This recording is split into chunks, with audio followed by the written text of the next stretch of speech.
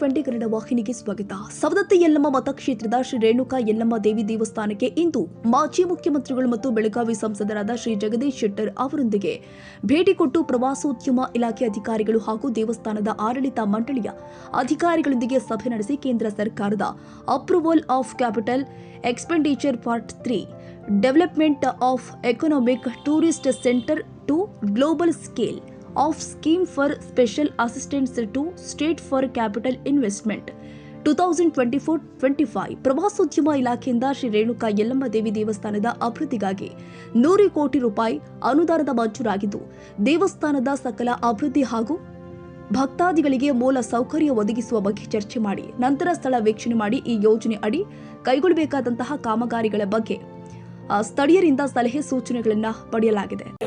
ಆ ವೇಳೆಗೆ 100 ಕೋಟಿ ರೂಪಾಯಿ ವಿಶೇಷ ಅನುದಾನವನ್ನು ತಗೊಂಡ್ರು. ಅದರಿಂದ ಏನೇನು ಅಭಿವೃದ್ಧಿ ಮಾಡ್ಲಿಕ್ಕೆ ನೋಡ್ರಿ, ಇದ್ರ ಬಗ್ಗೆ ನಮ್ಮ ಮಾಹಿತಿ ಈಗ ನೋಡಿ, ಇಲ್ಲಿವರೆಗೆ ಡಿಸ್ಕಷನ್ ಮಾಡಿದ್ವಲ್ಲ, ಇಲ್ಲಿ ಲಿಸ್ಟ್ ಇದೆ.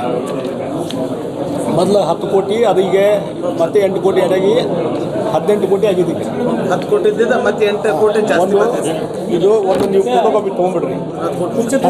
ಇಲ್ಲಿ ಮೊದಲು 18 ಕೋಟಿ ಏನಾತಲ್ಲಿಗೆ multipurpose hall, 2 common toilets and bathrooms, compound wall, waiting area, information centre, cafeteria, first aid centre, sewage treatment plant, smart display providing and installing smart information.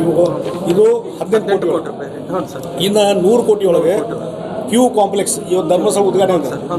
ಆಮೇಲೆ ಪಾರ್ಕಿಂಗ್ ಫೆಸಿಲಿಟಿ, ಕಾರ್ ಐತು, ಕಾರ್ಟ್ ಆಯ್ತು ಎಲ್ಲನೂ. ಆಮೇಲೆ ಅನ್ನದಾಸೋಹ complex ದೊಡ್ಡದೊಂದು, 4-5 ಸಾವಿರ ಜನ ಕುಂದ್ರುವಂಗೆ ಅನ್ನದಾಸೋಹದ್ದು. ಹವೇಕರ್ ಜೋನ್ಸು ಪಾದಚಾರಿಗಳಿಗೆ. ಆಮೇಲೆ administration block, command control centre, landscaping, ಇವೆಲ್ಲ ಇದ್ರ ಬರ್ತಾವೆ. 100 ಕೋಟಿ. ಇದು ನಮ್ಮ ಮಾಹಿತಿ ಯಾರು ಕೊಡಂಗನೇ ಇಲ್ರಿ. ಈಗ ಐತೆ ನೋಡಿ, ಈಗ ಫೋಟೋ ಕೊಟ್ಟು ಹೊಡ್ತೇವ್ರಿ, ಇಟ್ಕೊಂಡು ಎಲ್ಲ ತೊಗೊಳ್ರಿ. ನಮ್ಮ ಕಡೆ ಒಂದು ಕಾಪಿ ಐತಿ. ಇದ್ರ ಬಗ್ಗೆ ರೈಲ್ವೆ ಸಲುವಾಗಿ ನೋಡ್ರಿ, ನಾನು ಧರಣಿ ಸದ್ಯಕ್ಕೆ ಯಾಕೆ ಮಾಡ್ತಾನೆ ನಂಗೆ ಗೊತ್ತಿಲ್ಲ. ಇಲ್ಲಿ MP ಇದಾರ, ನಾನು ರೈಲ್ವೆ ಮಿನಿಸ್ಟರ್ ಭೇಟಿಯಾಗೀನಿ. ಇಲ್ಲಿ ಇದರಿಂದ ಲೋಕಾಪುರ, ರಾಮದುರ್ಗ, ಸವದತ್ತಿ ಮತ್ತು ಧಾರವಾಡದವರೆಗೆ ಹೊಸದಾಗಿ ರೈಲ್ವೆ ಲೈನ್ ಆಗಬೇಕಂತೇಳಿ ಈಗಾಗಲೇ ಇವ್ರಿಗೆ ವೈಷ್ಣವರಿಗೆ ಭೇಟಿಯಾಗಿ ಹೇಳಿ ಬಂದೇನೆ.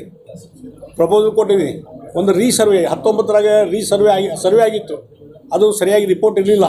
ಅದಕ್ಕೊಮ್ಮೆ ರೀಸರ್ವೆ ಮಾಡಬೇಕಂತ ನಾನು ರಿಕ್ವೆಸ್ಟ್ ಮಾಡಿದ್ದೀನಿ. ಅವರು ಮಾಡೋ ಹಂತದಲ್ಲಿ ಇದ್ದಾರೆ. ಅದೊಂದು ಆರ್ಡರ್ ಆಗ್ತದೆ. ಆದಮೇಲೆ ರೀಸರ್ವೆ ಆದಮೇಲೆ ಅಲ್ಲಿ ಏನಾಗಿದೆ, ಇಲ್ಲಿ ಕೋಟ್ಯಾಂತರ ಜನ ಭಕ್ತಾದಿಗಳು ಬರೋದು, ಇವೆಲ್ಲ ಹೆಚ್ಚಿಗೆ ಮಾಹಿತಿ ಇರಲಿಲ್ಲ. ಈಗ ಅದು ಮಾಹಿತಿ ಕೊಡ್ತಾ ಇದ್ದೇವೆ.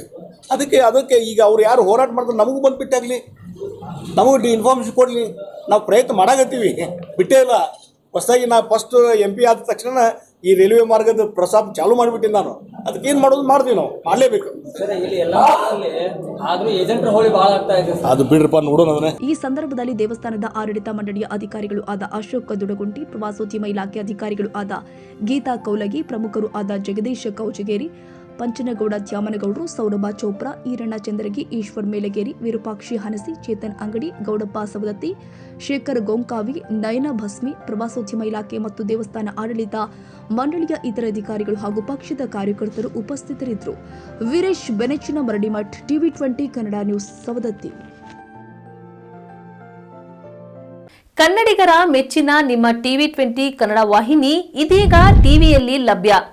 ಕರ್ನಾಟಕ ಮತ್ತು ದೇಶ ವಿದೇಶದ 360 ಡಿಗ್ರಿ ಸುದ್ದಿ ವಿವರವನ್ನ ಪಡೆಯುವುದಕ್ಕೆ TV20 ವಾಹಿನಿಯನ್ನು ಲೈಕ್ ಮಾಡಿ, ವಿಡಿಯೋಗಳನ್ನು ಶೇರ್ ಮಾಡಿ, ಕಮೆಂಟ್ ಮಾಡಿ, ಸಬ್ಸ್ಕ್ರೈಬ್ ಮಾಡಿ. HCN ಕೇಬಲ್ 842 ನಂಬರ್ನಲ್ಲಿ ಹುಕ್ಕೇರಿ ತಾಲೂಕು ಹಾಗೂ ಸಂಕೇಶ್ವರದ ಸುತ್ತಮುತ್ತಲಿನ ಹಳ್ಳಿಗಳಲ್ಲಿ ಲಭ್ಯ. PCN ಕೇಬಲ್ 129 ನಂಬರ್ನಲ್ಲಿ ಹಾರುಗೆರೆ ಸುತ್ತಮುತ್ತಲಿನ ಹಳ್ಳಿಗಳಲ್ಲಿ ಲಭ್ಯ. ರಾಯಬಾಗ್ ಡಿಜಿಟಲ್ ಚಾನೆಲ್ ಕೇಬಲ್ 80ನೇ ನಂಬರ್ನಲ್ಲಿ ರಾಯಬಾಗ ತಾಲೂಕಿನ ಸುತ್ತಮುತ್ತಲಿನ ಹಳ್ಳಿಗಳಲ್ಲಿ ಲಭ್ಯ. UDCN ಕೇಬಲ್ ನೆಟ್ವರ್ಕ್ ಉಗಾರ ಸುತ್ತಮುತ್ತಲಿನ ಹಳ್ಳಿಗಳಲ್ಲಿ ನಿಮ್ಮ TV20 ಕನ್ನಡ ವಾಹಿನಿಯೂ ಲಭ್ಯ.